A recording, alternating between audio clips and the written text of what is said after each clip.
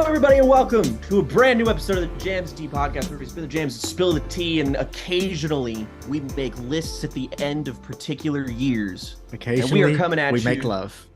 That too. This is also course. true. Occasionally, we show up at all. And we're coming at you with a series of videos, of course, where we do a bit of an end of the year recap with some lists where we talk about some of our favorite and least favorite things of the year. And this is the second year we've had the entire 12-month long span of a whole musical year, all those releases to live with them. With that first year, we had just like 6 or so months worth of releases. And I think what's notable about last year is that we really had to kind of stretch ourselves to find some of the bad releases. We picked some low-hanging fruit, stuff like Imagine Dragons, stuff like Royal Blood, stuff that never really had a chance. And I think this year it's kind of the best of both worlds, where we kind of get the vendetta of some long-standing acts truly coming through and delivering some truly heinous shit this year that didn't really make us have to, incentivize us to have to search further beyond what we initially covered. So we've got some good stuff here for you today, some good venom and vitriol, and we're ready to spill some fucking tea, motherfucker. Yeah, it's nice to have the whole band together, banding around negativity. I don't love making like these, or at least not as much as I used to, get these exercises in negativity, but I think that when we have fun with it, it can be really, really enjoyable. And also just like, there's no one that we're going to be shitting on today who can't handle it, really. So I don't feel like we're being... And we're doing away with our worst songs of the year list this year, and we're supplanting that with our favorite EPs of the year video. So be on the lookout for that. We're, adding a little bit more positivity your way, but we don't want to deprive you all of the more entertaining riffing and anger and spite and all of that fun shit. Because, all this is to say is that this video, I mean, the spirit of this is fun. This is not intended to be, at least not for me. I can't speak for every one of my fellow presenters on this show, that this is not meant to be actually malicious, at least not like seriously anyway. It's just a bit of fun where we are selectively selectively poking fun at some of the artists and acts and records that really did let the side down this year. And frankly, they deserve it, because they unleashed these abominations onto the world, and it is our duty as judge, jury, and executioner to dispatch of these vile bits of waveform audio. So without further ado, Jake, what is number 10 on our list? You're vaccinated defeat. If you try to resist me. Kicking off the list this year with what is my least favorite album of the year, which I listened to all the way back in March, and once again called from the outset as being a just like, there was nothing that was going to beat this in terms of sheer unlikability. And that, of course, is Iced Earth's A Narrative Soundscape. And, when we talk about albums like this at the end of the year... January 6th moment. Well, we'll get there. When we talk about albums like this at the end of the year, there's a bit of a sort of reckoning you have to come to personally when you do this for entertainment, and you're just kind of like, I never listened to more bad music than when we started this podcast. Like if I just listened to something beforehand that I didn't care for, I would just simply put it away and never think about it again.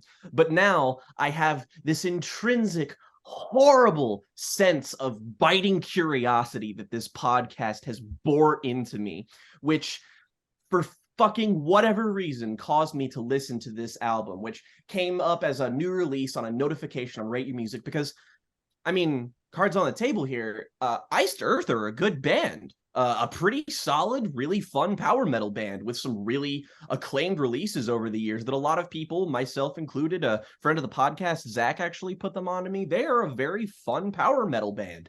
And this is not power metal. It's a good few other things other than that. But I think that maybe the one most of wholly those detested... things is not music. Music could not be used to describe Oh, this well, project.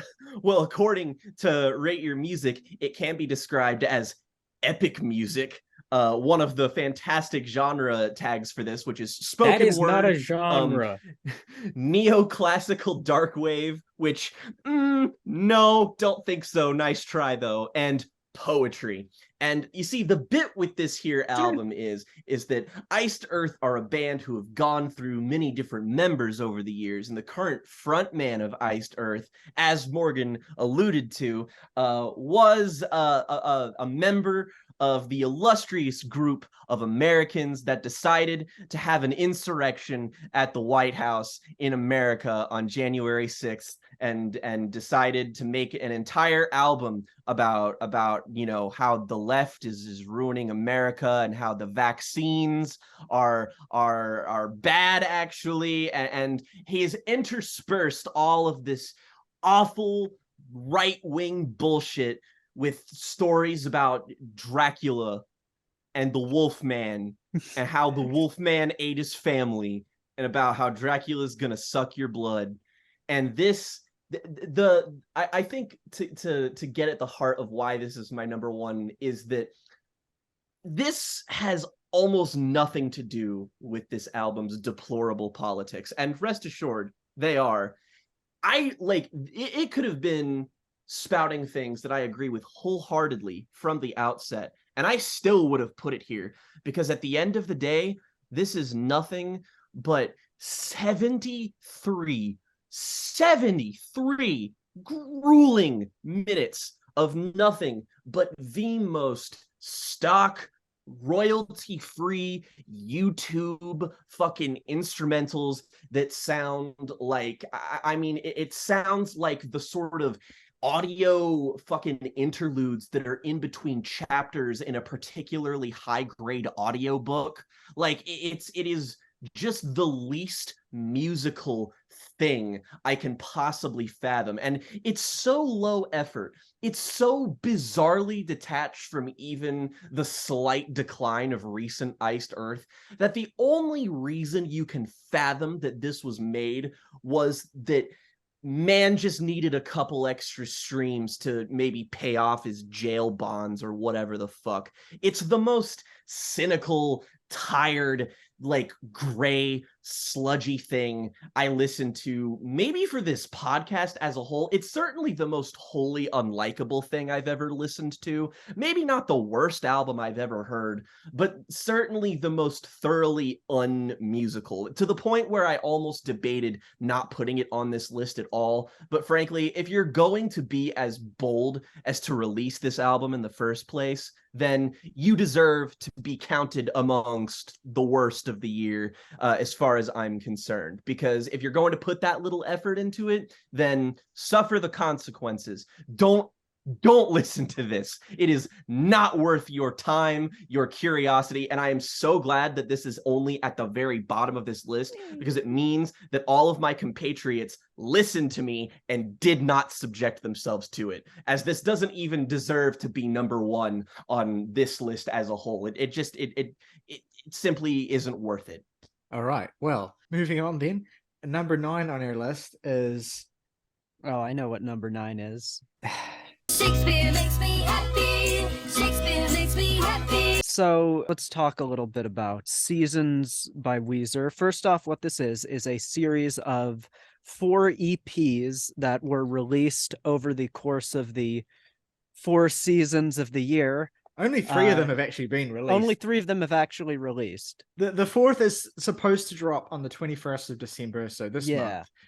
But it's fair to say I doubt that will change the quality of this overall product, which is precisely that EP why could be perfect and it would change nothing. I was listening to these in my catch up with like shitty music from this year, because right at the end of the year, to get prepared for this list, I listened to a bunch of bullshit. And the reason this is here is less because it is the worst Weezer project ever. I have not listened to all of Weezer, fortunately, so I don't know. I really don't care. I've been told Ratitude is. This is here because this was a wake-up call for me. This helped me to realize just how terrible of a band Weezer have become. Because, I've heard Blue Album. I get where Weezer are coming from. I know what the good days are like. And, I had dabbled in some of those shitty records. I was like, I don't quite get the full-on fury for this band post like 2001. But here I really started to get it because, man, is Seasons ever just the laziest, least exciting project I've heard in a long time. The songwriting on here is inept, inane nonsense. First off, let's talk about how this project is like split up into these 4 seasons. There's basically no meaning to it. The aesthetic differences between these albums are so minute that you could put this on shuffle and roughly get about the same result.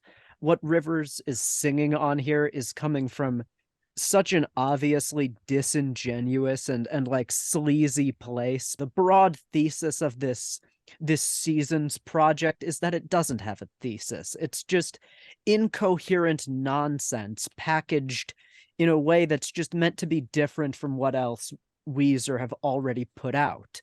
The packaging here is purely aesthetics that does not go more than skin deep. This is a repugnant, repulsive project. And it made me hate Weezer. So that's why it's on this list. Allow me to present, I guess, somewhat of a more informed take that will hopefully embellish and share some of the sentiment that you've expressed, August. I wouldn't say I was optimistic for this project. I certainly wasn't optimistic. I didn't expect to like it, especially given how underwhelmed I was by OK Human, despite the fact that that was broadly seen as somewhat of a return to form for Weezer, at least them seizing on a musical idea that felt, at the very least, interesting and refreshing, given the turgid, iterations of bland pop that Rivers has essentially been shitting out ad infinitum every 6 months. And so I guess, but part of me felt that maybe if Weezer could, and specifically if Rivers, because really this band is Rivers Cuomo, and the other members of the band essentially are just at the whim of Rivers Cuomo, and I have no real compunction about making such a sweeping, broad statement. This entire project, I mean, musically, it feels as though the entire thing is just mocked up in a really cheap door with, hired hands, if not outright it is AI MIDI instrumentation. It is a completely bland, flavorless sounding album. The production here certainly does not do any of the players any favors with just how sanitized and kind of lifeless and sterile the whole thing sounds. Well, yeah, and this is the thing, is that like I can't actually even say that it's completely lacking in personality, because this is Rivers through and through. But here's the thing, right? Is that, of course, even though Rivers has attempted to kind of construct this broad, ambitious, conceptual project, essentially. And it's funny to think about the fact that, the thing with Rivers is that his creative output now is just, it's all on a whim, essentially. Everything that he does comes to him out of like wouldn't it be cool to do this? And then just do it. And the funny thing looking back on this was that this was originally supposed to be 4 albums that Weezer were going to release.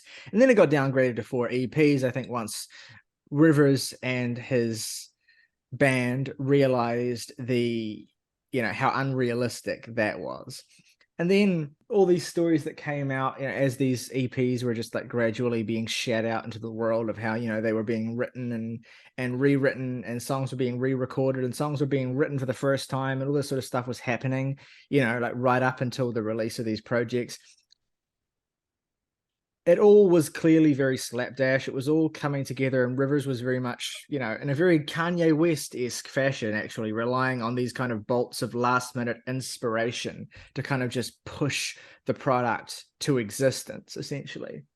And that's what the EPs sound like. And look, I've tried to, with the release of each of these EPs, I've really tried to find the level of enjoyment that people get from these, and generally it is like a kind of novelty enjoyment. These are novelty releases. I think these are really cheap novelty pop songs that, at least as far as Rivers is concerned, apparently broadly align with the feeling of particular seasons, and music that has been associated with those seasons and with certain times of year, that's come from, the same bag of 60s and 70s pop influences that Rivers has mined his entire career.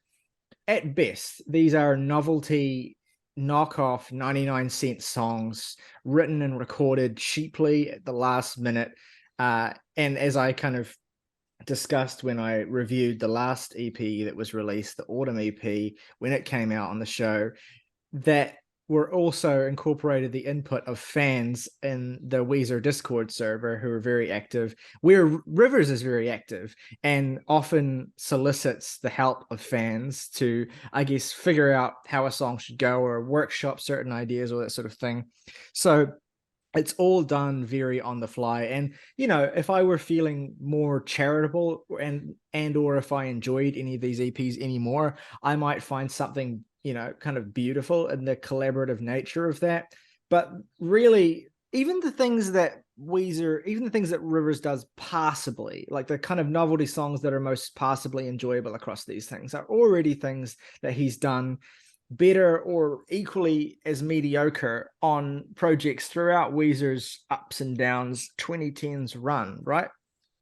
And the most memorable aspects of any of these EPs are the really gaudy patchwork integrated classical music samples as well. Like on Autumn, of course, there's enough Vivaldi to make you want to fucking puke. There's, of course, the famous on the Summer, I think, is it Summer? It might be the Spring one, where he has the song about how Shakespeare makes him happy. And that's all he sings about for like 3 minutes, is how much he loves Shakespeare and how much Shakespeare gives him the good dopamine. I don't know if that's exactly what he says, but it's believable. Essentially what I'm saying is the most memorable aspects of any of these 3 EPs are like Rivers' incredibly half-hearted efforts at like creating a meme, and all of which just completely fall flat. None of them are all that funny or all that even meme worthy. You can tell that Rivers this is Rivers really trying to channel the TikTok market. And despite all of his biggest efforts to do that, none of this music has made any impact beyond this hive of, extremely online, extremely close-knit Weezer fans with whom Rivers has cultivated this, seedy parasocial relationship. Are these Weezer fans in the room with us right now? It's a great question, and we'll never know. Look, we'll see how winter turns out. We'll see how winter turns out. But for me, each one of these EPs was less enjoyable than the one prior to it. So I think that speaks, I think, to just how increasingly rushed each of these projects is. Increasingly, they're just the mixing, production, everything from a technical standpoint is shoddy as hell, incredibly mediocre. None of these songs have any, even compared to OK Human, which is the Weezer project that these EPs most resemble for the most part. Even in comparison to that, this feels so much more paper thin and just dull and monotonous as a listening experience. I should be, bolting out of my seat when I hear these booming Vivaldi samples or whatever, even if it's like the song is terrible and they're poorly integrated. But even that isn't a response I have. It's just, I've had enough.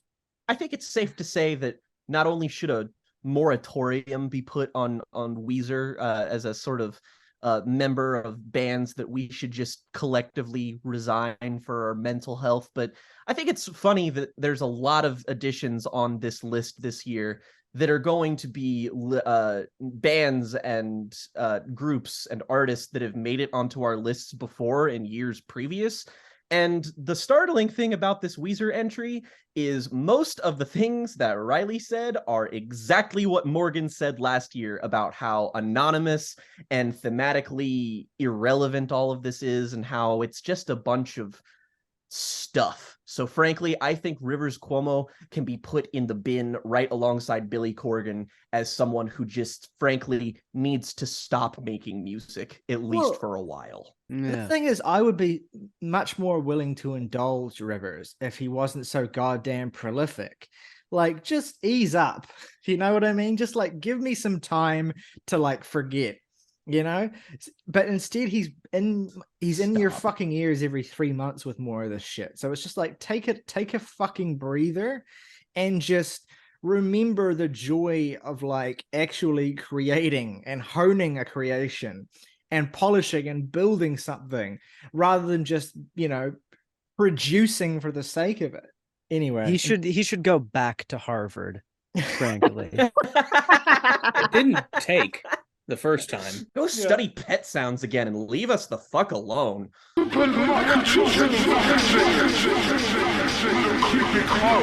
For number 8 on our list, I turn to Morgan, who has this ranked highest on their individual worst albums of the year list, to discuss the Viagra Boys and Cave Road. Now, very little needs to be said that we haven't already said, but let's summarize for those who may be forgotten or who chose not to indulge us in that incredible, you know, viscera that was that review, that what was so completely incorrigible about this record. Here's the thing about Viagra Boys, Cialis men.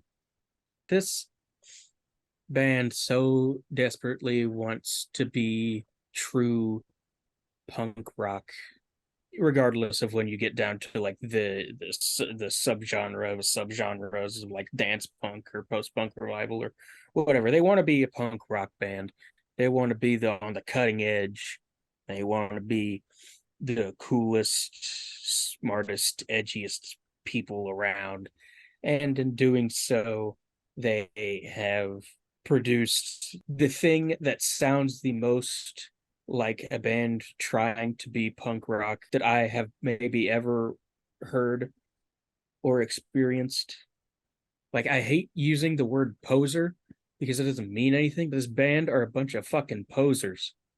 Modern era Green Day has more cred than you people.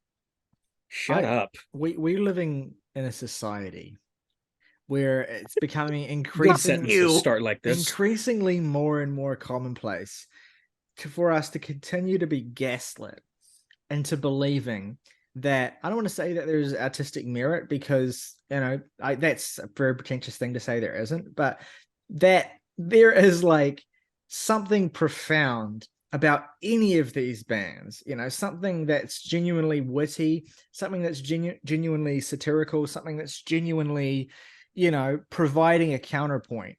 You know, the thing is, like, bands like Viagra Boys, there's sort of things that they do, the sort of tongue-in-cheek, sort of ironic postmodern riffs on, you know, ugly aspects of, you know, societal behaviors or all that sort of stuff. You know, the thing about that is that there's no value in counterpoint music when it is the mainstream, essentially, if you get what I'm saying. It's when it no longer becomes the counterpoint, but actually becomes, you know, emblematic of what is the center of the cultural.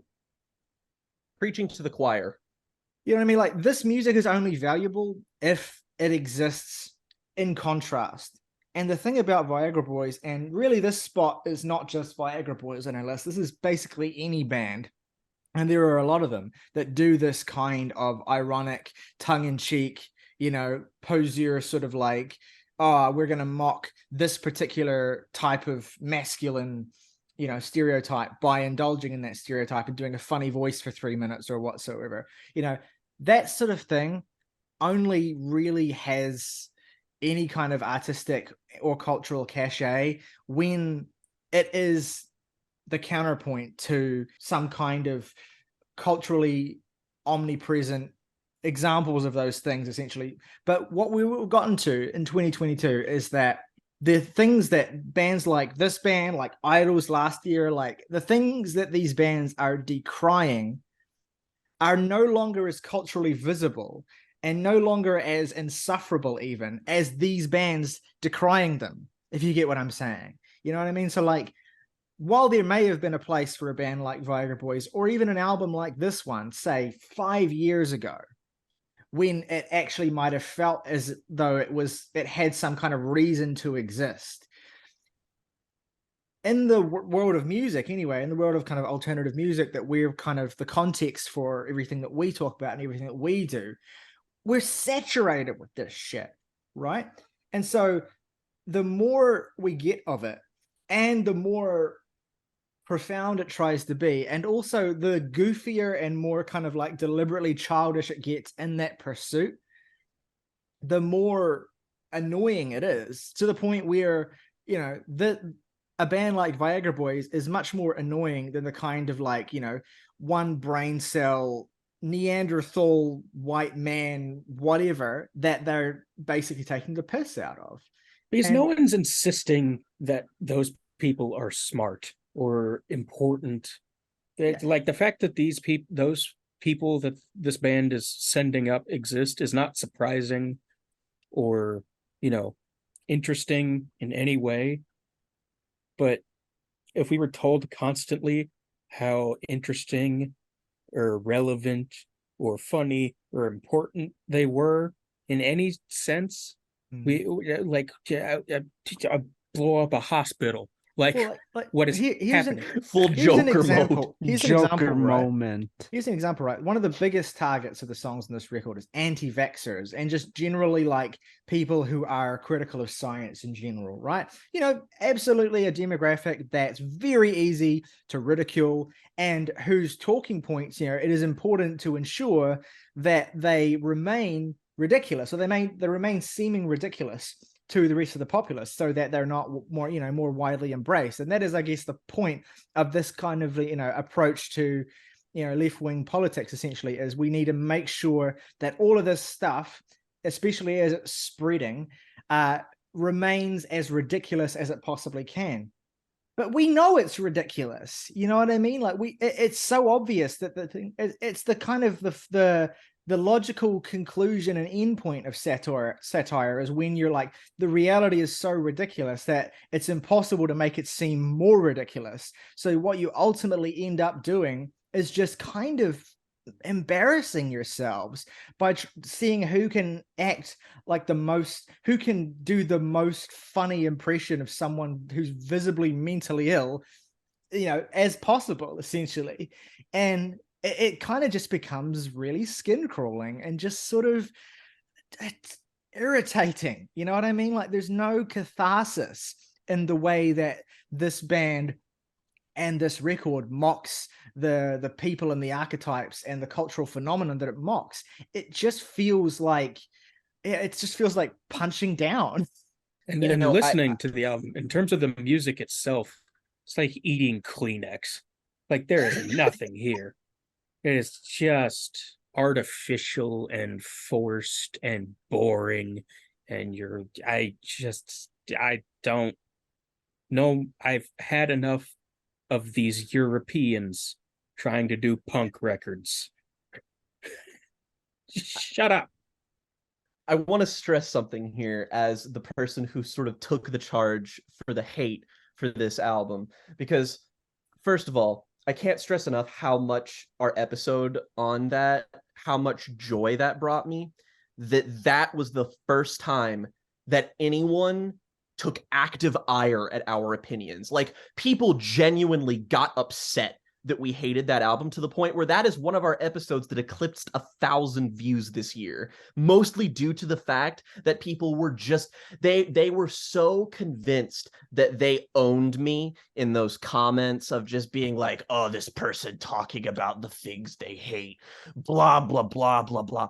I hate to John Hamm in the elevator to you all, but I don't think about you. It's just funny that you add to the pile here. Like, I get that you want to defend the thing you like, but here's the thing that I didn't even talk about in our initial episode that I think is most indicative of why this album in particular kind of irks me the way it does and why it landed so high on my list, is that I lost so much respect for this band.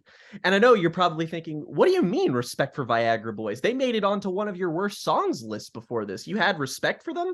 And yeah, I did. With that Welfare Jazz album, that was something that I didn't really care for, but it was still something new and something different. And I didn't really care what it was like the experience itself, but I was still just like, you know what? This band is doing something that nobody else is doing right now. And I can still say that that is a net positive for the world of music. And for them to pivot and become diet idols, for them to have these instrumentals that are so boring and rote and semi-industrial and have so little on the meat of their bones that they just sound like nothing. It's like you all could have pivoted to become like the next Ween, and instead you chose to fall in line with this trend that's already tired. And I just think that's a damn shame. Like, honestly, like, I mean, they might come back with something that they were trying to do initially, but I mean, like, it still says a lot about someone and someone's creative ethos when they're willing to just sort of take the easy route, when they take that punching down and they just sort of use that as an entire basis for their platform creatively. And I think that's really just kind of slimy, and I don't particularly care for it, frankly. So all you people who got angry at me, get angry at me more. I don't care. Here's the thing about the people who got mad at us.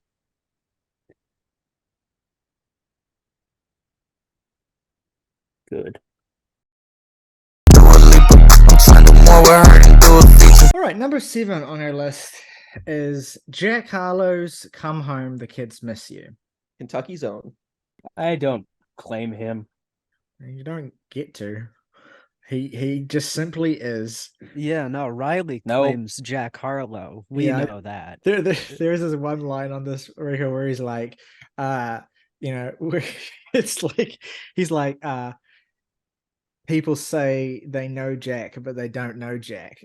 That's the best bar on this album. People say they know Jack, but they don't know Jack. That is the most interesting piece of wordplay on this entire record. Look, the new Jack Harlow album, and what it is 40 minutes of, it actually made me enjoy, retrospectively, it makes me enjoy the last couple of Drake records even more, because that is the meanest thing you could possibly say about and it's funny something. because it's funny because Drake is on this album. He is a guest verse on this record, and you're right, he is. It is one of those moments where it's certainly not, very much further above the level of, momentum of the rest of this record, but it's certainly a moment where I notice that someone that isn't Jack Harlow is writing bars here.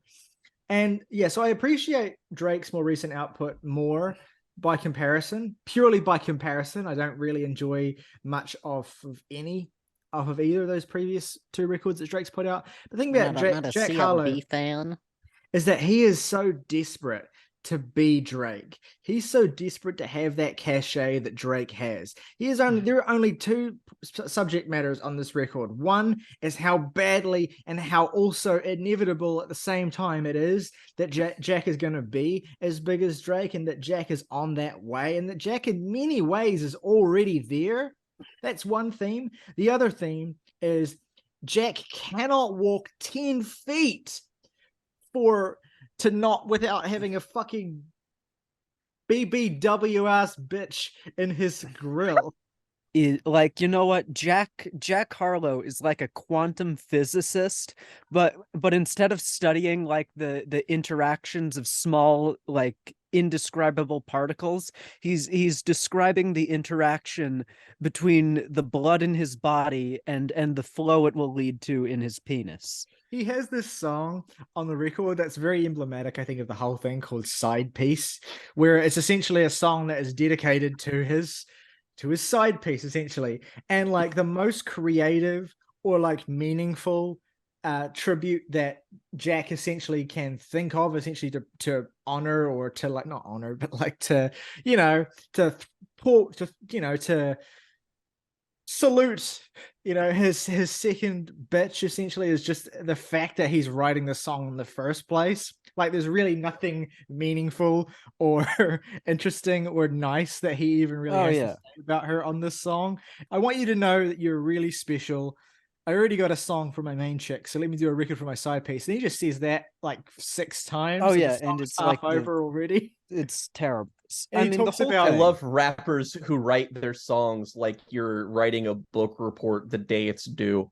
Another Maybe I thing should- about Jack Harlow that I find particularly admirable is this man has managed, he's 2 records deep in his career, and all that he has managed to do is like just kind of position himself through various popular musical cliches and make a career kind of off of that, because really there is no meaningful personality at the heart of this record, because Jack Harlow himself is so empty and uninteresting, as you were making the point of, Riley, that there's so little to talk about just because look, the record is so void of Just a monument to white meaningful privilege. ideas. All I'm gonna do, like, I don't want to make a statement about this or continue just kind of talking about, emptily about, the fact that there's nothing to talk about. I'm just going to read you some of his bars, right?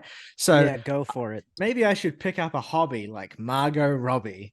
Like, I don't know what that means. Does he mean that, he's gonna be whatever? The hobby is Margot Robbie, Is as in Margot Robbie- he admires Margot Robbie's ability to pick up hobbies. Yeah, that's my Stay idea. away from Margot Robbie, Harlow. I will end you. I'm not kidding. This side piece song, which is like, that bar is from that song, essentially. This side piece song, it's like 2.5 minutes, 3 minutes. It's actually 4 minutes long. So 3.5 minutes of it is essentially him saying, I'm gonna make a record for my side piece.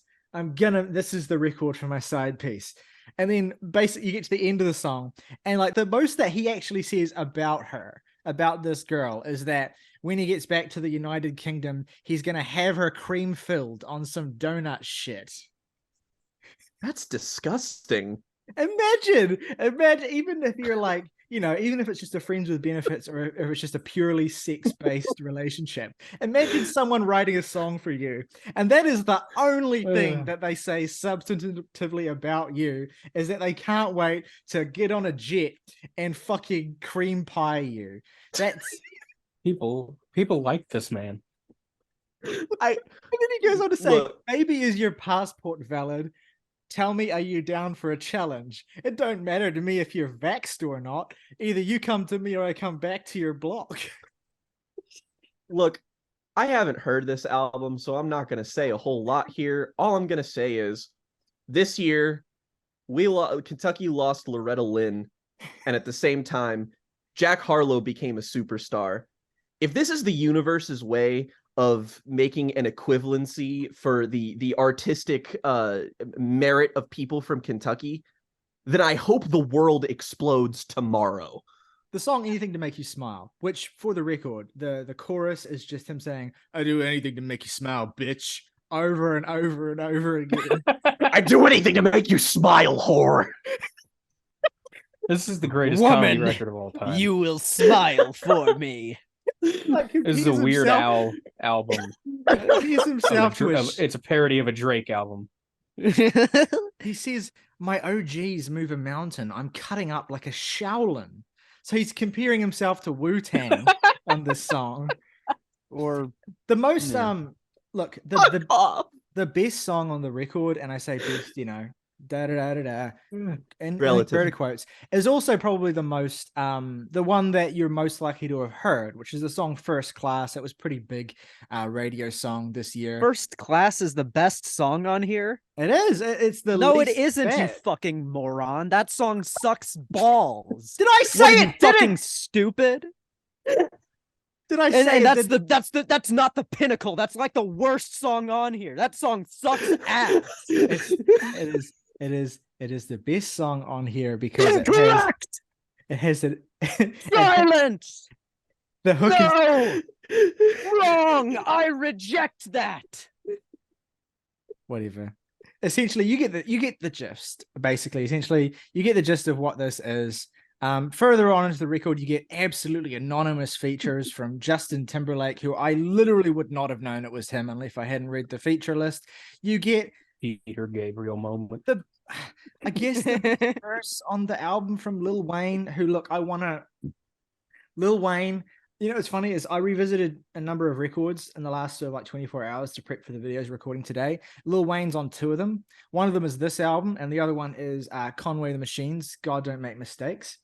And like the vast gulf, not just in the terms of the quality of Lil Wayne's verses, but like just the vast gulf between those records and how at home Lil Wayne feels on both of them really had me thinking about how Lil Wayne might be the single most versatile figure in the history of hip hop. Yeah, he doesn't always deliver the best, most, you know, golden quality verses, but my God, when he's on a song, you don't question it for a second. Yeah, Lil Wayne's on this. Why not? At least I don't have to listen to a fucking inbred Pete Davidson wannabe. Thank you, Nick. One more thing about this record. This is our first reference to Kanye on this list. He does invoke the name of Yeezus on this album. Really, and this is something amazing that happened this year. So many terrible records on our list have aged themselves horribly. Multiple by referencing Kanye West. Like, it's unreal how just these shitlords with no personality have just gravitated towards Kanye West as like, yeah, that's how you do it. It's actually really funny because there's a couple of moments on this record where he does sort of allude to how his associations with Kanye have benefited him essentially. And I swear to God, it has incredible, I met Kanye West, I'm never going to fail energy. Yeah. Oh, it's so good. It's like, you would think that every single person in the world would learn from, you know, the example that Chance the Rapper has set for us. Just because you're on a Kanye record does not mean anything for your career. Like, maybe more people are going to know who you are, but it does not necessarily mean anything about, you know, where you're going to be headed from here, except for the fact that it's very likely that association was your high point. And how sad is that to say in December of 2022? From one trash white rapper to another, we're going into the legendary, the Magic the Gathering player himself, Post Malone. Post Malone is a human being who is alive in the present century, and he put out an album this year called 12-Carat Toothache, and now this album, I have been given the grueling factor of introducing it. It is the cheesiest, silliest project I've heard all year, because this is an album that takes itself so desperately seriously, despite the fact that Post Malone is the goofiest, dorkiest motherfucker ever. It has, and he maybe has 10 billion hoes. This album has the funniest song title of the year still, I think. I pointed this out when we reviewed it, but I still think this is just the funniest possible thing that someone like Post Malone could title a song. I Cannot Be a Sadder Song. Oh yeah. That's hysterical. What are you, Conor Oberst circa 2002? No, I mean, this whole album's just funny. Let's be honest. It's really funny. This shouldn't be on the worst list. You should listen to this album because it is so like convinced that it's this like serious, dramatic, epic album. Interpolates Nirvana on the opener. Yeah. Oh yeah. And and the front cover is a butterfly being cut by a knife. It's fucking called 12-Carat Toothache. That is 1 degree of separation away from being called like DJ Khaled Suffering from Success. It's the same thing.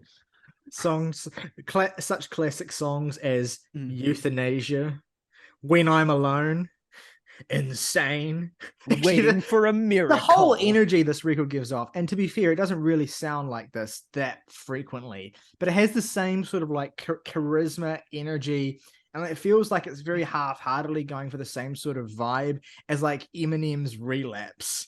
Like it just has this like half-hearted Uh. attempt at like real, I'm actually really fucking tortured. Like, And yeah, the no, lockdown, because this is Post Malone's Lockdown album, obviously. yeah. He's And talking this about it. this is like waking up after the drug binge, and there's still me.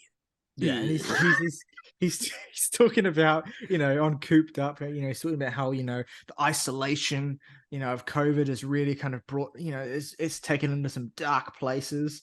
Because I kind of do enjoy the first couple of songs on this record well enough, decently for Post Malone. Fair enough, And I want to genuinely, I feel like if he really were to kind of commit, I'm sorry, I just had the mental image of like Post Malone eating a full pizza. That's the funniest thing ever. Just look, I want just to. I want to believe just a grease ball fucking Chicago deep dish pizza. It's just running down his chin and fucking getting in What his in beard. God's holy name are you blathering about? I want to believe that Post Malone could genuinely channel his darkness into compelling musical ideas. But when you have a song on here like Wrapped Around Your Finger, which from its title is directly evoking a Cranberries song, my patience is already incredibly thin, right? It's a bad record, but also like the biggest failure of it for Post Malone is that it hasn't produced any lasting songs or singles like Hollywood's Bleeding does. It doesn't have any real sense of identity. Like, for as middling and unenjoyable and just definitely not my thing as his 3 previous records are, I do feel like each of those has something of an identity and says something, or at least adds something to the personality of who Post Malone is. Whereas this is the first time that it feels just like genuine stagnation, where in an attempt to kind of make something substantive amongst his stagnation, he just ends up making decisions that are embarrassing, cringeworthy, bring to mind some of the attempts at channeling darkness that, say, Imagine Dragons did on their Mercury records that we talked about last year. It's the same sort of thing where it's like, you should be making pop songs, you should be making, trap adjacent, pop music. That's where your lane is, like his biggest song is Circles, which is like not even really anything like his other big songs. And I'm surprised that he hasn't really taken anything from the success of that song, because this feels like such a step backwards into things that he had already shown he could move beyond. And also it has a song called I Cannot Be a Sadder Song on it. Like, what else can I say? Number 5 on our list is Muse's Will of the People. Morgan, why don't you tell us a little bit about why this was such a disappointment, and just to really talk about Muse's Will of the People. She should have died hereafter. There would have been time for such a word. Tomorrow and tomorrow and tomorrow creeps in this petty pace from day to day to the last syllable of recorded time. And all our yesterdays have lighted fools the way to dusty death. Out, brief candle. Life's but a walking shadow, a poor player that struts and frets his hour upon the stage and then is heard no more. It is a tale told by an idiot, full of sound and fury, signifying nothing. I thought this was a pretty fun album, to be honest. I had a good time with it. Well, you're a cuck. See, the one good thing, the one thing this album has been good for is that Riley finally feels how I felt during Lamb of God. Finally, you understand my pain of just sitting down and listening to an album. And you're just like, oh yeah, that was a good time. And then hearing everyone just being like, this album shot my dog, it fucked my girlfriend, it fucked my dog, and then it peed on me. And then in that order? Like, yes, in that order specifically. And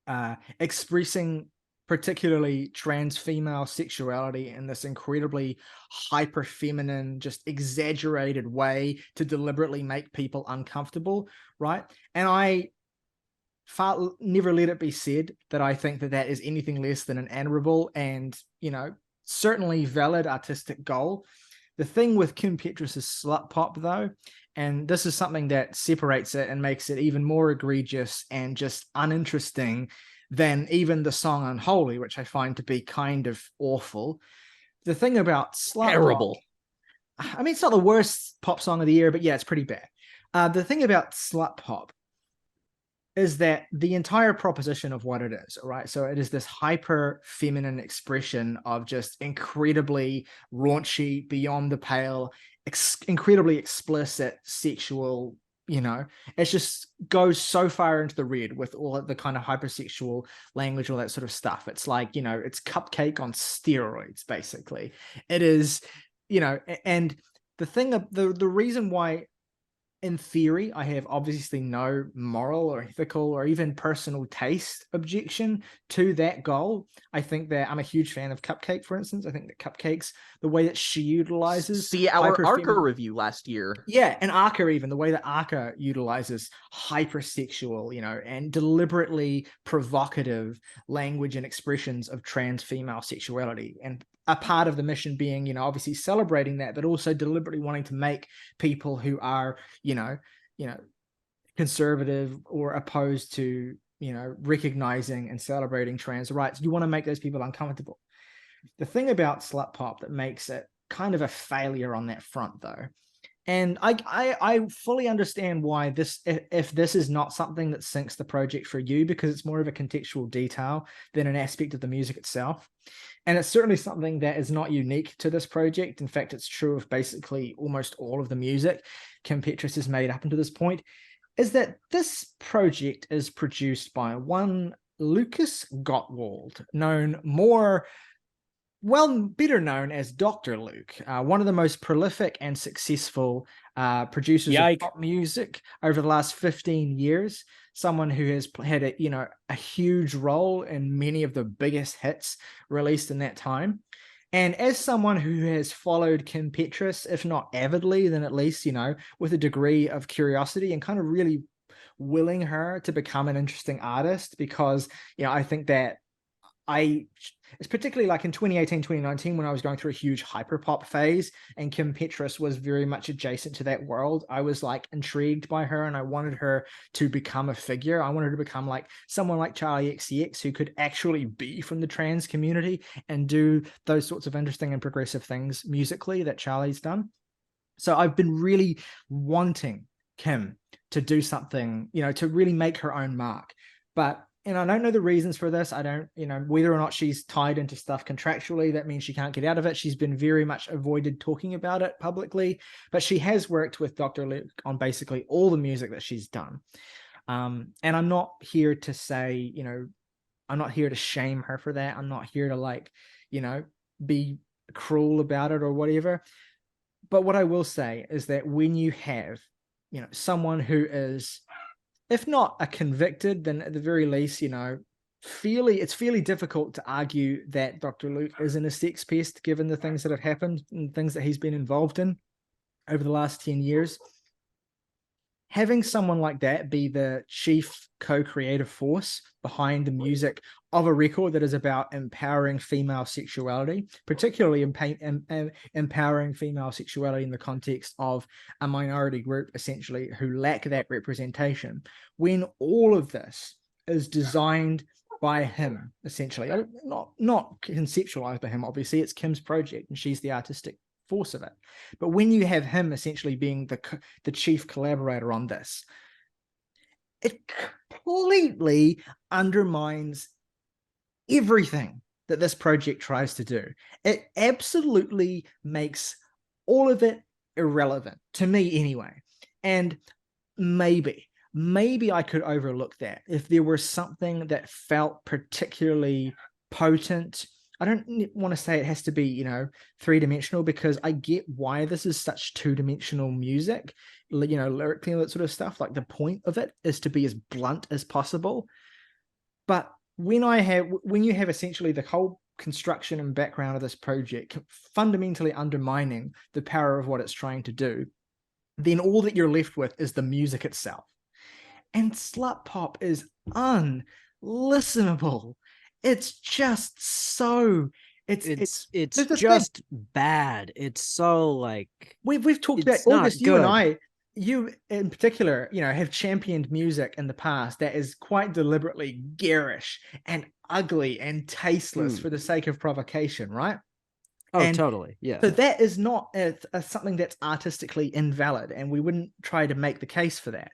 No, But of course not. When we say, both of us, you and I together, that slut pop is unlistenable dreck, you have to know that we have both. I mean, I can say for myself anyway, I have tried to find the angle where I could possibly look past that.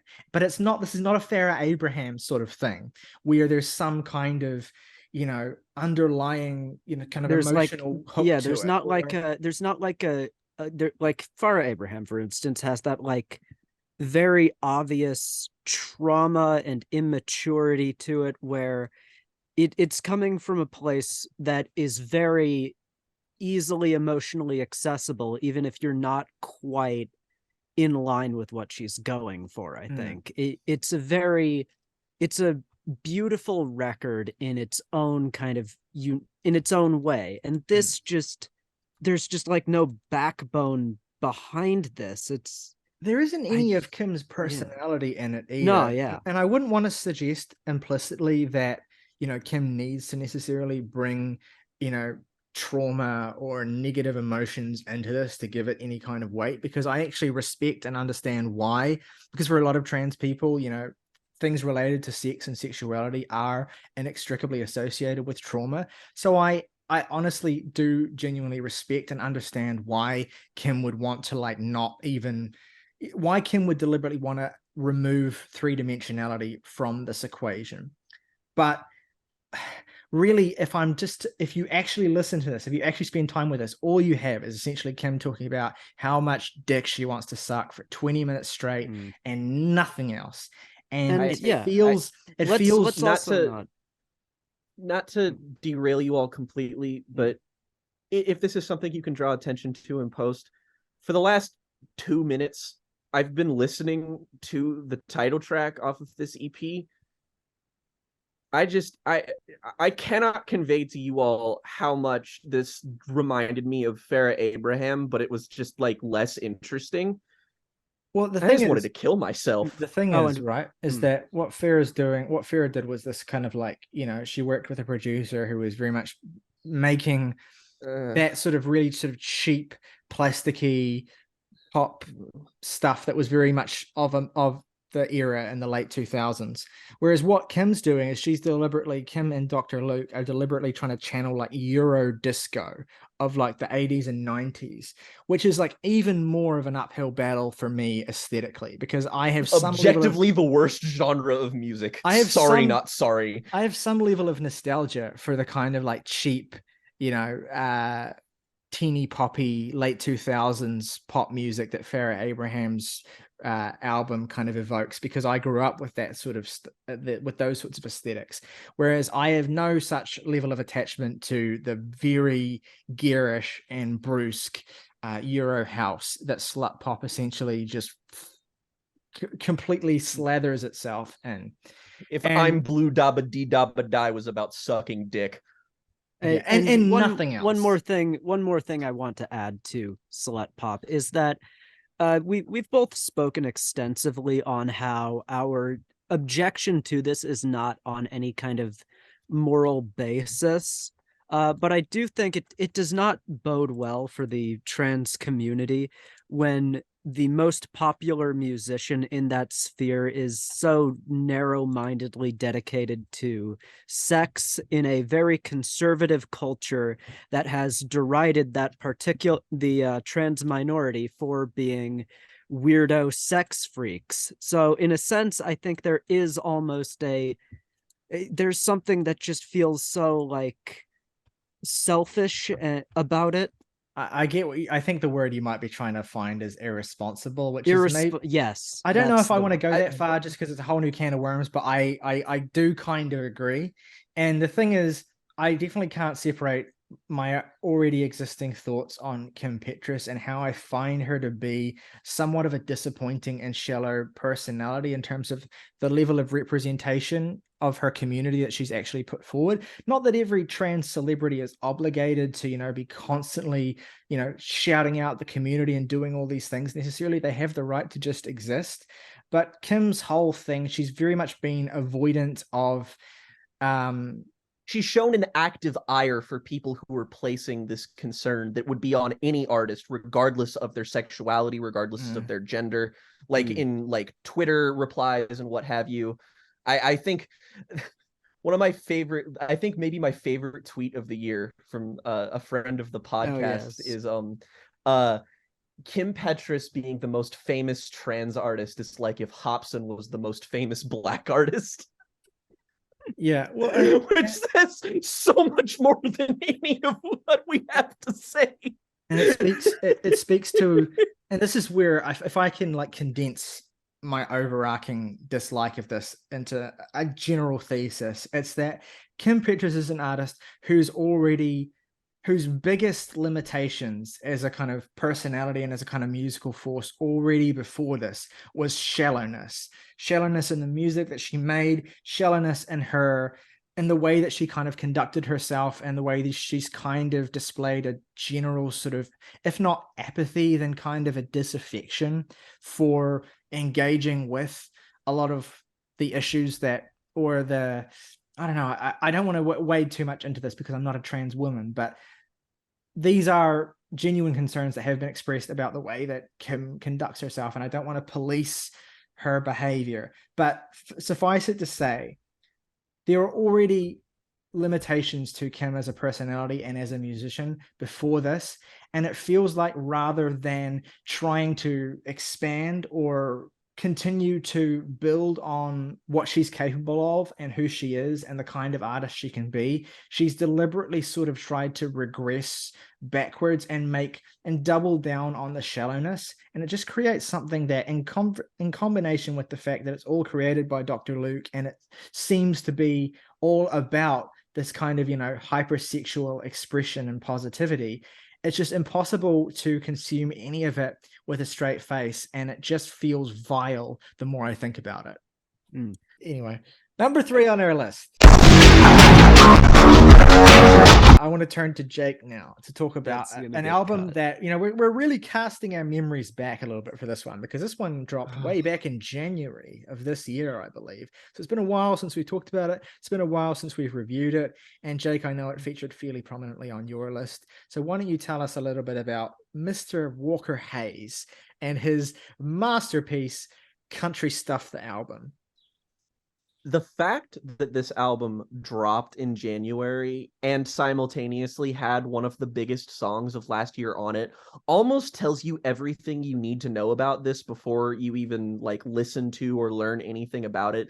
This is, there are certainly less musical albums this year. I certainly think the Iced Earth album certainly applies in that distinction, but I would certainly quantify this as the most useless album of the year. This is an album to which nothing can be gained or learned from it, only stereotypes that Walker is hell-bent and just thoroughly dedicated to fulfilling on every level. And you know what? This podcast, I like to feel that we share a kinship with critics like Mark Grondin. It's like Spectrum Pulse, in that we try to shout out country artists and Americana and folk artists that we like, that we think are progressive or cutting edge or just particularly good whenever we can, because we think that type. I love you. Fancy the song that has come to define this album is almost kind of misleading when it comes to the entirety of this album. Nowhere near the worst thing on it. Oh God, no! And let me be abundantly clear: Fancy Like is a god awful, annoying Jesus. piece of shit song. It is intolerable. I hate the fact that that song is everywhere. I hate the fact that that occasionally comes on the radio. It is awful. And it stands head and shoulders above a solid half of this track list, where Walker is like just again hell-bent and determined to fulfill every bro country stereotype you not even have learned from other bro country albums, but just have in your head theoretically that you might have about this type of music.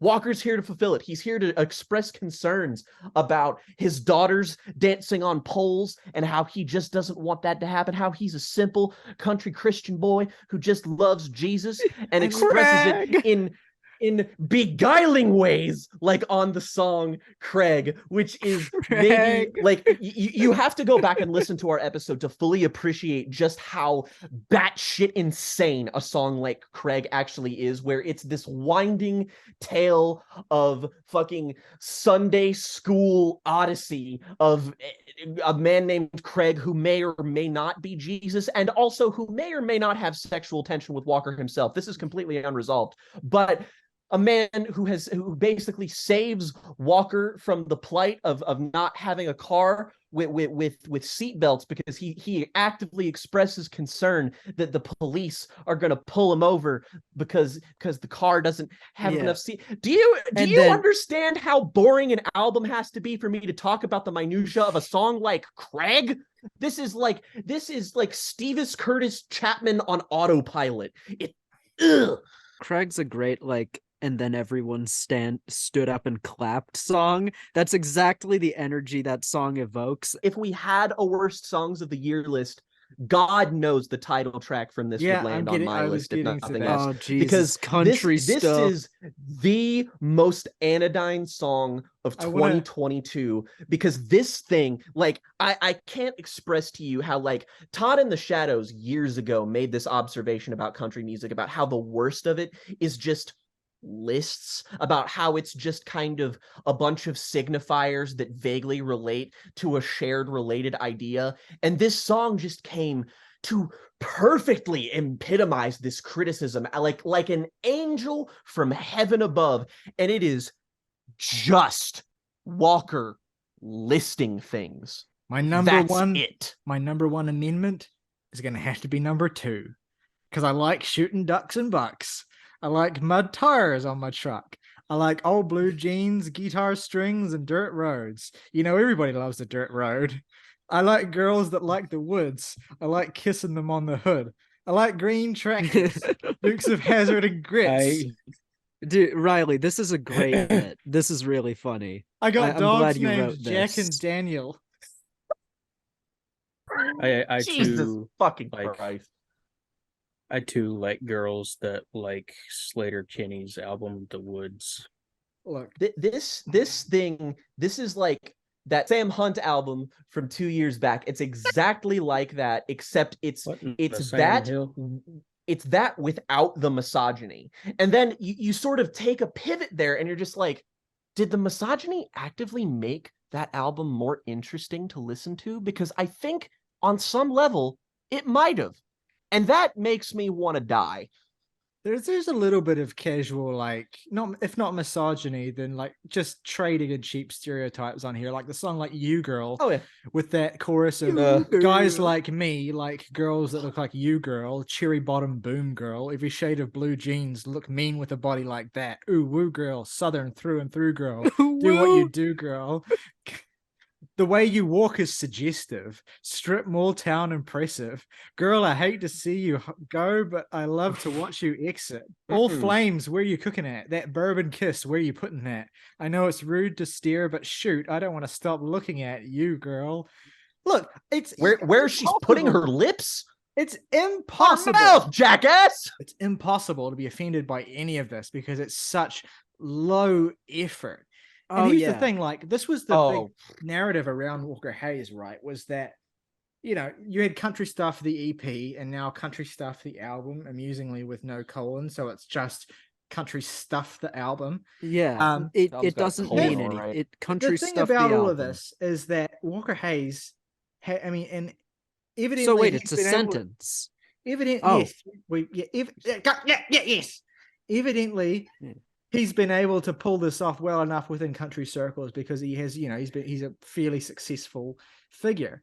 But I remember the whole like controversy around him was one of authenticity, right? Because he pivoted into the world of country after a very unsuccessful, era of trying to be like a more traditional, like boy pop star. That never worked out for him. And then he moved into country, hence country stuff. Walker Hayes does country. And then all of a sudden he got a TikTok hit and now he's real country. And this is who he is. And he's always been this as far as anyone's concerned.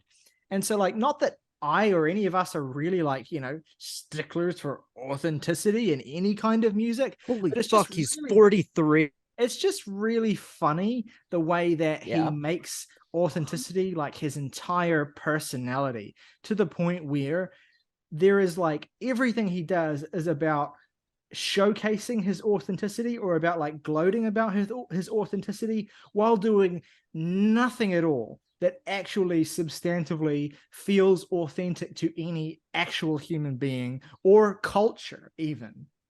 Like, I feel like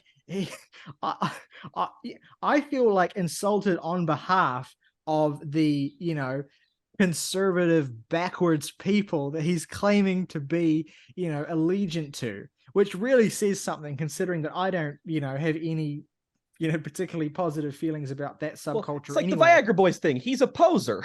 But as someone who's, couldn't be more distant from, the American South, both geographically and culturally, I suppose, even I can tell that this dude is like not representative of the things he claims to be representative of.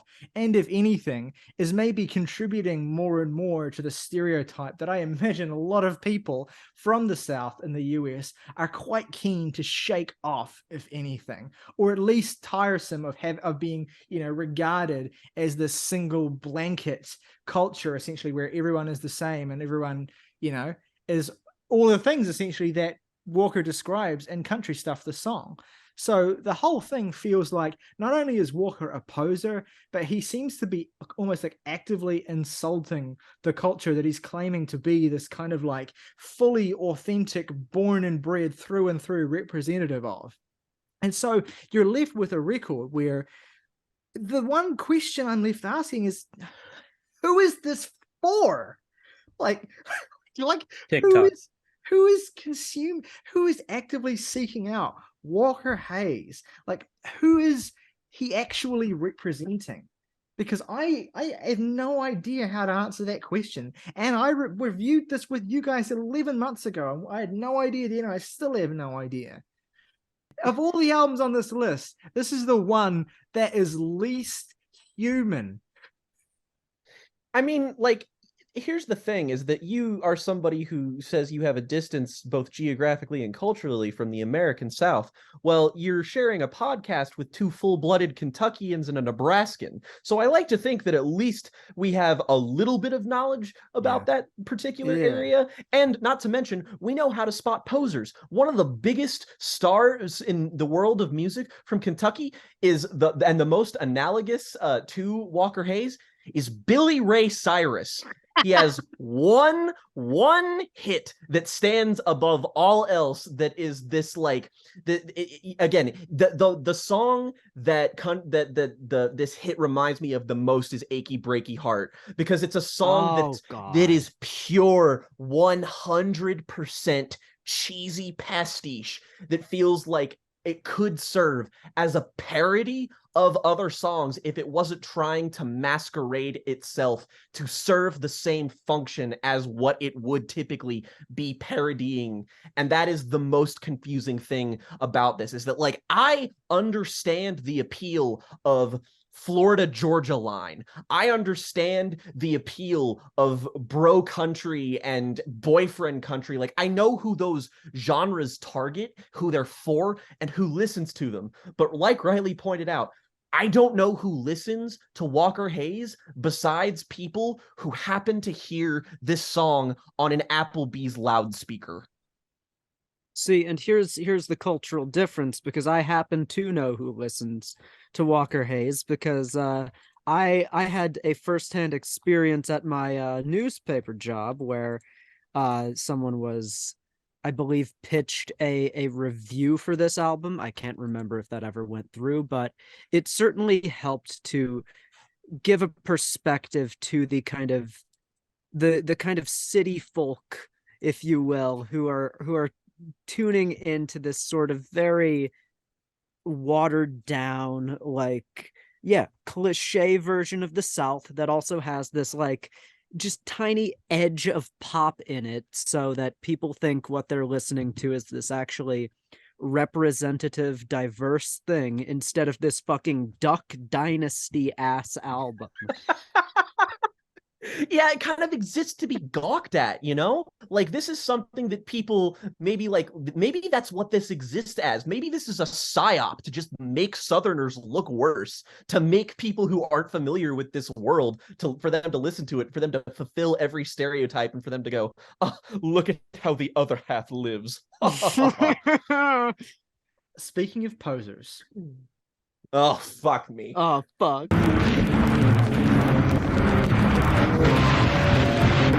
number 2 on our list is Machine Gun Kelly, Mainstream Sellout. Now, Squirt. August, you had this record particularly highly on your list. In fact, you and Jake both had this at number 3 on your worst albums of the year list. And I abstained. yeah, Morgan understandably abstained. It's number 4 on mine. Why don't you tell us, August, why this album got your goat so much in 2022? See, here's the thing. Earlier we talked about Jack Harlow and and the thing is, the reason I have Jack Harlow on my list lower than I have Machine Gun Kelly, and that's for a very deliberate reason, because when I listen to Jack Harlow, I hear, yeah, a dumb guy, but a dumb guy who is going through these tropes and cliches, but at least he's wholehearted and he's honest about it. He knows, He stays Jack in his Harlow, lane. yeah, he knows what he is. He stays in his lane. He's a Machine Gun Kelly thinks himself a bit more ambitious than that, to a particularly detestable degree, because he has produced an album of the most arm's length punk and youth culture cliches. Meanwhile, he is this out of touch 30-year-old man who has spent 31-year-old man who has spent most of his career up to, I fucking sound like Lethe is here. Anyway, he sounds like he's this fucking babbling moron. Wow. Who's just making these like terrible emo songs. He's making these terrible pop songs that are these like, yeah, pop punk songs that have such a fundamental misunderstanding of like why that music was appealing to people, and there's hardly a better example of that on here than Emo Girl, a song where he just describes like what he thinks an emo girl is, and it's just the most basic, like, she has eyelashes. The funniest He aspect- describes No. a woman. That's it. The He funniest- describes a literally woman. it. the funniest aspect of Emo Girl is like how crippled the song is lyrically by the fact that Machine Gun Kelly has to be very careful how he describes an emo girl so as to not accidentally give any kind of indication of someone who might be interpreted as a teenager. Because, you know, that's a big no-no. So the result of that is the most generic description of an emo girl that I've ever heard. And if you listen to the song, And he with still that- fails. and if you listen to the song Yeah, with that it thought in still mind, if you listen to the song sounds with that like- thought in mind, that he's clearly trying to avoid, you know, he's describing a demographic that is, you know, traditionally and fundamentally made up of teenagers, essentially. That is the demographic of the song that he's describing. And yet he is not able to include or give anything in the song that might hint in any way at the nature of that demographic. So as a result, you have a song where he fundamentally cannot do the thing the entire song is about, right? And this, yeah, and this whole album is like that. It just plays itself so safe and so like, and that's why I think I evoke the word cliche, because he is just doing the most boilerplate safe version of the particular aesthetic he is trying to evoke, because that's what it is. It's an aesthetic pastiche that he's doing because he's like, yeah, this is cool. Oh, and also this album has the other Kanye evocation, where confusingly out of Oh. nowhere he says, "I could have made Donda." Just That's right. He does say yeah, that. not Right, not you know like what? not like any of Kanye's like good albums, Donda specifically. I And love that 10 years from now, when we look back on modern history, it's going to be so funny to remember the like brief period of like 10 to 12 months where culturally Donda was regarded as a return to form good album. It's In already retrospect, getting it's like saying, I'm like Spielberg, I could have made 1941. Like, what? it's Why? no, it No. is it's more like saying I'm I could have Spielberg, I made, could have made Ready Player One. or like, maybe like Yeah, no, I yes. think like maybe yeah, or maybe like I don't know, fucking Warhorse. Warhorse. I think that's the perfect example. This just I could have made the flavorless- BFG. No, but that This to is a me, pro Spielberg we're podcast, by the way. we're already seeing that we love that him. particular viewpoint on Donda as like a a near masterpiece, great return to form. We're already seeing that opinion It's collectively already being eroded. rewritten, exactly, being redacted from history. So it's going to be really funny to have artifacts like this Ike. of that very brief time where Donda was seen as something, to aspire to, essentially.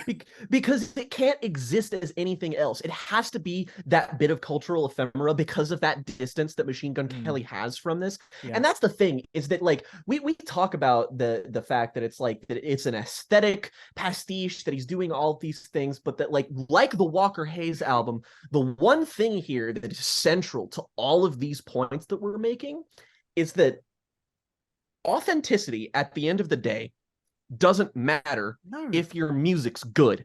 And the thing about mainstream sellout, when you talk about all the like, and the fact that he's self-aware about all this, the fact of the matter is the music on mainstream sellout isn't fucking good. It is the most stock, plain Travis Barker on autopilot ass shit you've ever heard. Stock.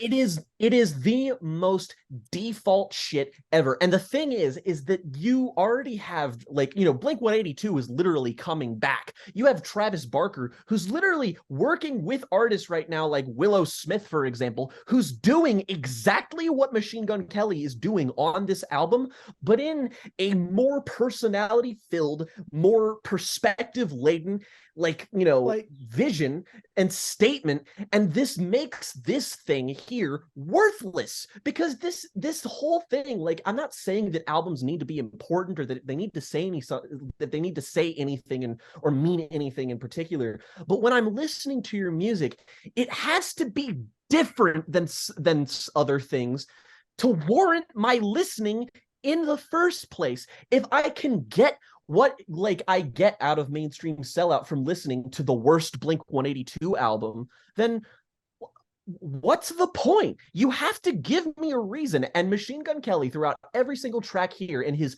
snobbish, indignant, fake punk horseshit, throughout the entirety of this record, just fails to give you a reason as a listener as to why you should be listening to this whatsoever. And his last album, which I don't like, but on that album, you had stuff like My Ex-Best Friend's Girl, whatever the fuck that song is called, where at least he combined some aesthetics of where he came from to what he was coming to the table with from like a punk perspective, and it melded two things, and that song became successful. I don't like that song, but that song exists for a reason, and I understand that reason. Nothing on this album does that. Nothing.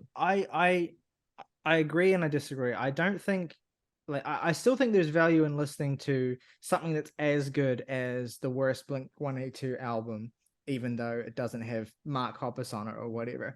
But my thing is, I thought that Tickets to My Downfall, the last album that he made with Travis Barker, I thought that album had a number of quite positive moments. And I think that there was just a lot of dreck that it kind of fell into as the record went on. It would have made a really nice EP. I think there were a few pretty good songs. And also the thing is, Travis Barker is actually trying on that album. If you put on Tickets to My Downfall, the first minute of that album, he is fucking drumming his fucking ass off. He's going so hard. And it reminds you of, his talents and the best contributions that he's brought to bands like Blink-182. And the thing is mainstream sellout is just okay, this is Tickets to My Downfall was a success. So we kind of just have to reiterate that essentially. And it's just a weaker and more tepid version of that in every way, where all contributors are trying less hard because they've already succeeded with, something that is already admittedly has a very low ceiling. There's an air of just unapologetic hubris that pervades this album. It's a stench that you never get over. Yeah, and it goes down to even the cover art, right, where he's being pelted with tomatoes, right, where it's like, oh yeah, the critics are going to hate this, and it's that whole thing of trying to get ahead of a negative reception by saying, I'm like Eminem, if I insult myself enough, then no one can come at me. You know what? I would have given this album a full star more if instead of saying I could have made Donda, he's like, I could have made Revival. That would have been the funniest possible way of rehashing and ending in the same sentence the Eminem beef that he had like several years ago before he even went into pop punk. And look, I like plenty of very bare bones, basic, 4-chord, not even 4-chord, like sometimes just 2-chord pop punk. I'll take it all day. I'll eat that shit up. But there is something about, even though authenticity isn't something that we typically harp on, there is something that feels particularly kind of like just nihilistic and almost completely against all of the principles of joyfulness. Not like, because obviously the music can be quite miserable, but like actual like fun and energy that genre at its best always gives. So yeah, it's a remarkably cynical record. It's definitely one of the most cynical albums of the year. And the only ways God, I just remembered Sid and Nancy on this fucking. Yeah, I was about to say there's lots of elements of Die in toxicity California. other than Do you remember Guns. Die in California? Oh my God, that song is so bad. There are so many moments on this album where Machine Gun Kelly, other than his incredibly regressive views on women, other than that, where he complains about having a mansion and all of this shit, and it is so thoroughly exhausting. And I think it's not only that it's just nihilistic, it's just that like punk can be nihilistic. Plenty of great punk music is nihilistic. To me, the thing that evades all, that makes this one of the worst albums of the year and that makes it so thoroughly detestable, is that all of it is pointless. There's no greater meaning to any of this, and there's no meaning that its meaninglessness is like created by it. This to me is like, it's basically like that Lawrence Arms album if it was created by a sellout poser douchebag. It's the same thing but worse. I mean, the most bleak thing I can say about this is that the best song is only better than the rest because Bring Me the Horizon are on it. That's the best.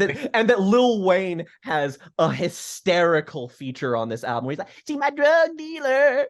It's so funny. Hey, going back to what I said before about Wayne, I completely buy him. Yep, he's on the record. He totally belongs there. He does his Lil Wayne thing, and as soon as he's finished, I check out again. It's funny that he is in this way the most diverse artist working today. When every time he's on something, he goes, he does this fucking Gila monster ass delivery. Hey, look, that is the appeal of Lil Wayne, and if it's not something you vibe with, you're not gonna like even his good music. But anyway, that's mainstream sellout in a nutshell. Let's take the hatchet and bury ourselves after caving our own heads in with it and talk about our number one worst album of the year, and maybe keep it brief because we really have gone in depth on this one. I feel like if I say more than just a few more words about this next album, I might actually forget how to breathe. But our worst album of the year, as if it could be anything else. Once again, the worst album of the year is the album that makes it on to all 4 of our lists, which is a true accomplishment when we have such a diverse array of bad records and different things that we listen to. And like last year, there is sort of a pervading theme with the worst art that we consume, where it's just a perfect encapsulation of all of the problems that are on the other albums on the list that ranked lower, and just epitomizes all of them in Arcade Fire's We, where it takes the sort of lazy quarantine isolation themes of stuff like 12-Carat Toothache, and also the minimal lazy ass instrumentation that's just so dry, so just so flavorless, from stuff like Come Home the Kids Miss You, or Seasons, or even Cave World for that matter. And it just creates this utterly vacuous experience that is soul-sucking. This is a band that they stand in such stark opposition to what this album represents from both a musical and a thematic standpoint, that it's hard not to feel genuinely disheartened.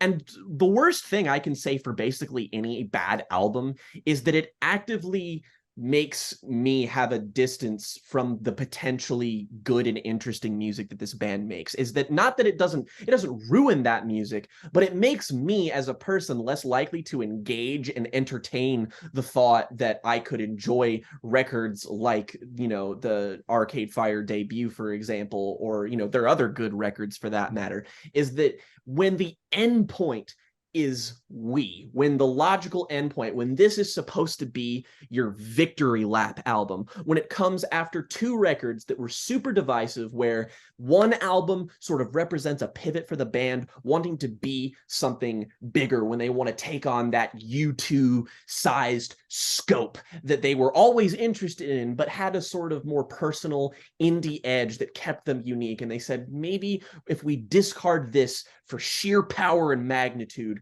we can get somewhere. And that was divisive, but it didn't have wholly negative results.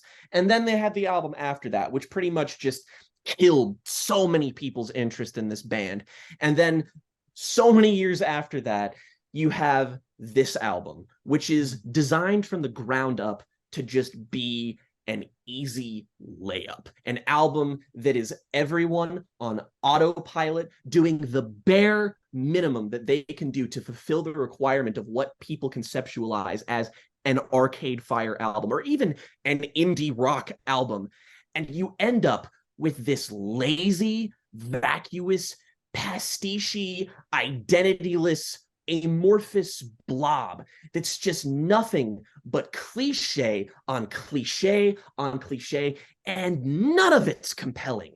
None of these mishmashes of Bowie and Talking Heads and Peter Gabriel and U2, and Peter Gabriel's even on this album. You can't fucking hear him because this is produced so fucking poorly. Nigel Godrich turning in some career worst work here, as this entire album sounds like fucking styrofoam. The entirety of it has vocals that are smushed under this bland sounding big instrumentation that manages to not sound like anything at all. Win Butler and co on this album are so thoroughly dedicated to being robotic that this is just so quarantine album.jpg that it just feels so plastic. And when you're an indie rock band that sort of prides themselves on this sort of personal edge, but that sort of scope that people are drawn to, this is just the worst possible album that you as a band can make for yourselves. And we thought this was dog shit before Win Butler was a sex pest. So goddamn. I need to chime in here. So first thing, the thing that sucks about The Lightning is not just that it's a worse version of this Killer's Revival stuff on an album like Imploding the Mirage. It's that it's a worse version of songs on the last Arcade Fire album.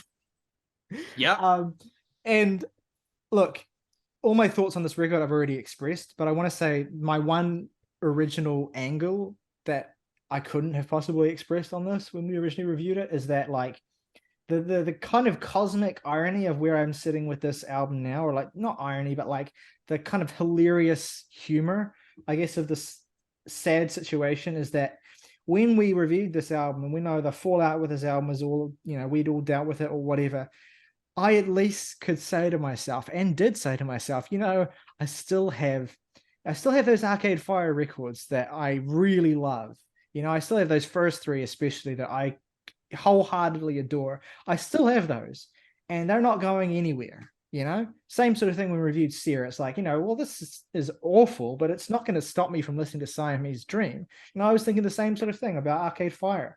You know, a band that in so many ways shaped my taste when I was like 14 years old. At least I can still go back to Funeral and Neon Bible in the Suburbs. At least I can still have a good time with those records. That was my one consolation when we came out. And now I don't even have that, because I have not experienced, and I don't imagine I will experience, even an iota of a desire to listen to the Arcade Fire music I love the most ever since it was revealed that Win Butler essentially cannot go 5 minutes without hounding a woman, and often a fan, into having sex with him. I mean, no wonder this album sounds so lacking in effort and conviction at all. It's because Win Butler was probably so exhausted from fucking fans that he couldn't even bring himself to bring half of the energy to a song like fucking I'll Be Your Race and Religion featuring Peter Gabriel's Ghost. Thank you, next. I don't even necessarily think this is like worse than a handful of other albums we reviewed, but here's the thing, is that it's the album that I get the least from that we've talked about. Is that, like, when you listen to Sear, an album I do think is worse than this, I at least learned something about the staggering narcissism of Billy Corgan as an entity. Like, you learn and get a little bit of insight. It's not good insight, it's not valuable insight, but it is insight that it means something. Here, this is music made by robots. I don't like, there is nothing I get from this. I can't say anything about it. It's just, it is the most worthless thing we've dedicated a full review to. It's like, again, the Walker Hayes album, even, you can just be like, well, this tells you what Walker Hayes thinks about people like this and what people like this listen to. Whereas the Arcade Fire album, it's just like, I don't know. There's nothing here. Not a thing. So I'm glad we put this at number one on our list. It's a really good album. Yeah. No, this album fucking sucks. I can't even do a bit pretending to like it, frankly. I mean, just End of the Empire, not even just End of the Empire, that song's terrible, but like Unconditional, The Lightning, Age of Anxiety, it's all the most like trite, uninteresting, unexciting observations possible. And I've never been some big, Arcade Fire guy, but I at least always had the sense of their music having this like really great kinetic energy and this like flow to it that really sticks with you. Whereas this, even I don't even know when I listened to this, like a week ago now. No, 3 days ago. So much of it already has just collapsed. Collapsing. Yeah. Yeah. Where Funeral is a record I listened to about 6 months ago, and I can still remember the best moments on that album. I mean, that's one thing, not really related to anything. That's more my personal experience. You don't care about that. What you care about is the fact that this record sucks dick. The songwriting isn't creative. The instrumentals all sound like I don't know. It's like it's like the band managed to capture the sound of like plastic, as Jake was saying, but like a very particular cheap kind of plastic, like microplastic specifically. This album is microplastic. You stop ingesting microplastic. That's what I can say about Arcade Fire. Quit ingesting microplastic. This is a public service announcement. I'm very concerned. Here's what I have to say about Arcade Fire in the wake of I unsubscribe. So those are our 10 worst albums of 2022. Let us know what you think in the comments below. Do you think we were too harsh? Do you think we could have gone harder? What big omissions do you think there were from our worst albums of the year list? What are your worst albums of the year? Let us know your picks. We want to see your lists in the comments below, and let us know what you thought of ours. If you enjoyed this video, please consider giving it a like and subscribing to the channel if you haven't already. If you want to go above and beyond and support us even more, for just $1 a month, you can become a member of the Jams and Tea channel by hitting the join button. Get yourself entitled to certain perks, such as having your name in the title call of every video on this channel. Plus, if you want to recommend us some music to listen to, your recommendation will go to the top of the pile. August, would you like to do the outro? As always, folks, rock over London, rock on Chicago, the U.S. Marine Corps, the few, the proud, the Marines.